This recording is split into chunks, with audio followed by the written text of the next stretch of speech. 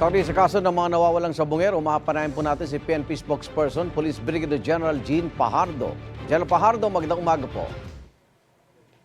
Magandang umaga po, Sir Igan. Ang unang pakilala ni Julie Dondon Patidongan doon sa lalaki nag-withdraw sa ATM ay tauhan niya. Pero kapatid niya po pala si Elakim. Hindi ho ba niya agad ito nasabi?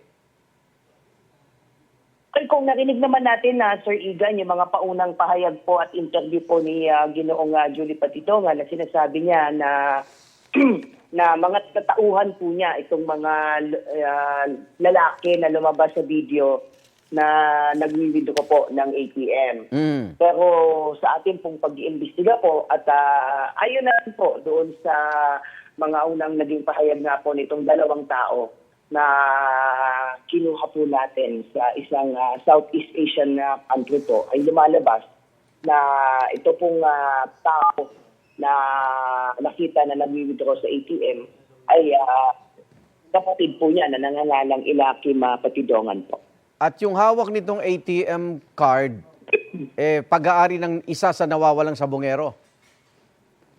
Tama po sir, yung nakita po natin na tao na nag-withdraw ng ATM. Ang gamit po na ATM card po na yan ay pag-aari po ni Melbert Jan Santos na napaulat na nawala po noong Enero ng 2022. At yan naman po ay meron naman po tayong certification sa bangko na kung anong oras at magkano po ang na-withdraw dyan sa ATM na yan sa may Batangas po. Okay. Hawak niyo rin po yung isa sa dalawang lalaki na nakitaan naman na may bit-bit na mga sabungero.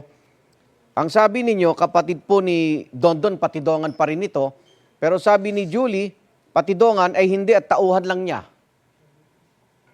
Kasama po yan sa mga revelation niya, Sir Igan, sa kanyang mga interview na tauhan din po niya. Pero yung, kapatid niya. Isa doon sa mga nakita sa video. Lumalabas po na ayon sa ating investigation ay yung isa po doon ay kapatid din po niya na nangangalang Jose Patidongan po. Nagbigay na ho ba ng pahayag itong dalawang bagong suspect na ho bang maituturing yan?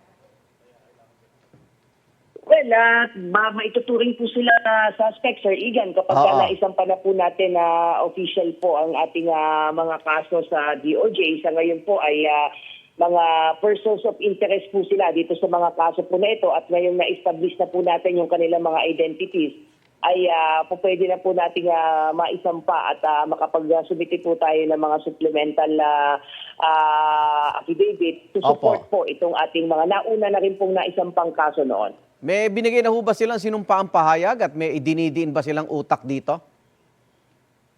Well, may mga pag-uusap na po, may mga dokumento na po silang napirmahan, subalit hindi ko po muna po maisasabi ngayon yan, Sir Igan, hanggat hindi po yan na isusumiti po ng official sa Department of Justice po. Si Atong Ang pa rin ang dinidiin ni Julie Patidongan sa missing sabungero case, pero siya ba huy nakikipagtulungan sa PNP, General Pajardo? Are you referring to Mr. Atong Ang, sir? Opo, siya ho kasi dinidiin ni Julie Patidongan.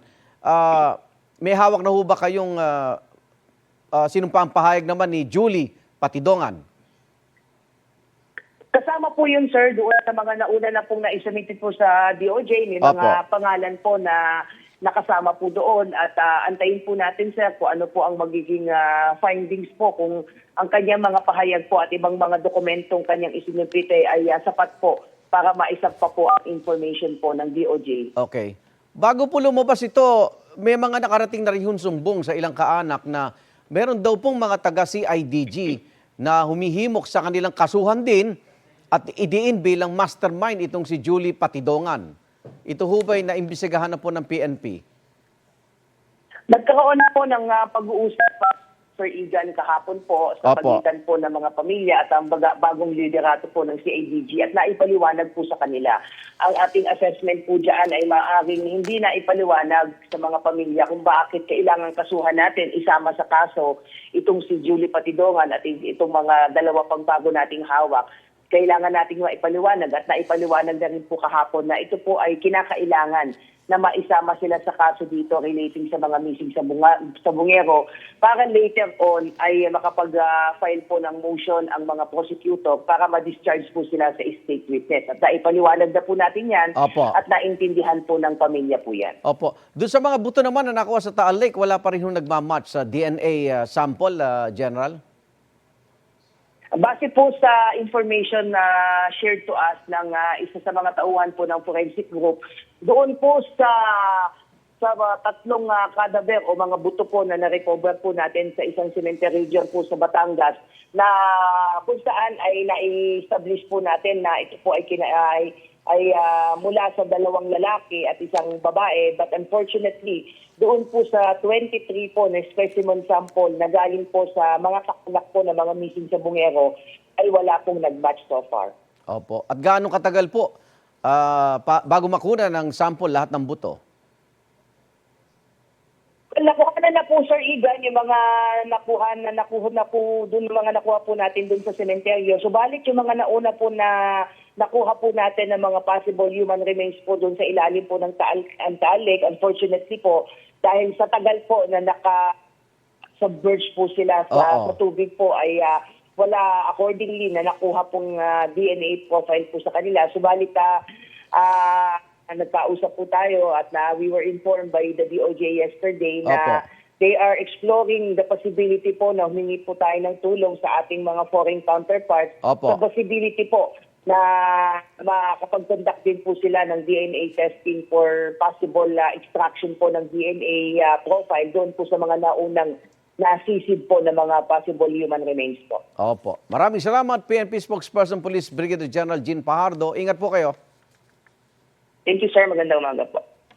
Igan, mauna ka sa mga balita, mag-subscribe na sa GMA Integrated News sa YouTube para sa iba't ibang ulat sa ating bansa.